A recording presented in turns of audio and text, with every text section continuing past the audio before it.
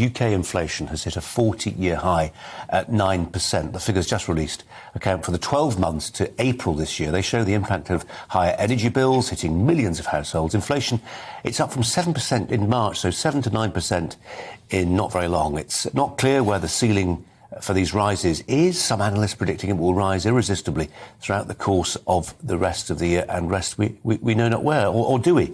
Liam Halligan, our economics editor's here in the studio. Where does it stop, Liam? Where does it stop, really? Well, if you drill down into the numbers, you're right. The headline number, Colin, is 9%. That's the consumer price index. In old money, the retail price index, the number that the Bank of England used to target before the Office for National Statistics said it's no longer a real statistic. That's 11.1%. But if you drill down further, which is the sort of thing that I like doing, I should get out more, I know. It's just a thing.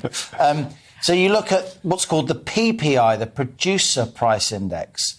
That is the cost of the inputs that factories and hospitality companies have to buy before they sell us stuff and services. So it's materials, raw materials, labour, cost of heating and so on. That Producer Price Index, Colin, in the 12 months to April, 18.6%. Okay. And when your Producer Price Index is double your Consumer Price Index, you know those costs are going to have to be passed on or the firms go bust. Now, you know, I'm a nice guy, as you know. It doesn't give me any pleasure to say this, but I think we're going to see headline consumer price inflation in the mid-teens.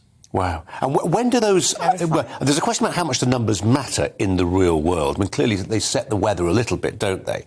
But do they also feed through pretty quickly? I mean, does it go through in a month or a year? When does the sort of reset happen? Well, the CPI is the evidence that's in the shops now and on the internet now. So that's already been pushed through. The Producer Price Index, which I just outlined, probably for the first time on national television ever, is our cost pressures in the supply chain that may or may not be passed on, but on balance, most of them will be passed on, or the firms concerned will really have their margin squeezed, or they will go bust. What I would say to you is this, and I've said it many times on GB News before, at a time when inflation is being driven largely by food and fuel prices, not just linked to the war in Ukraine, though of course that's made them worse, but they were elevated anyway. We know that food and fuel is disproportionately bought by poorer people. It's just common sense. They spend more of their disposable income.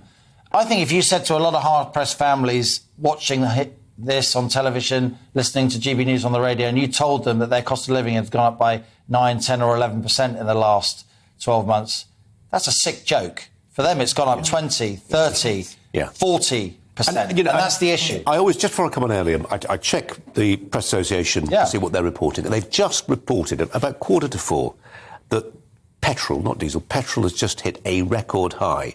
And these things that, you know, would have been front-page news not very long ago, you're getting them every day. And that's what happens. We'll remember it as a lad, and I'm sure Christine would concur. When we were lads in the 70s and 80s, Colin, it was a high inflation environment. So then people would take their chances, producers would take their chances and push up prices even when their own costs weren't going up. We see this, in my view, they would deny it, with a lot of the broadband providers now pushing up their services by RPI, the higher rate of consumer inflation, plus 3 or 4%.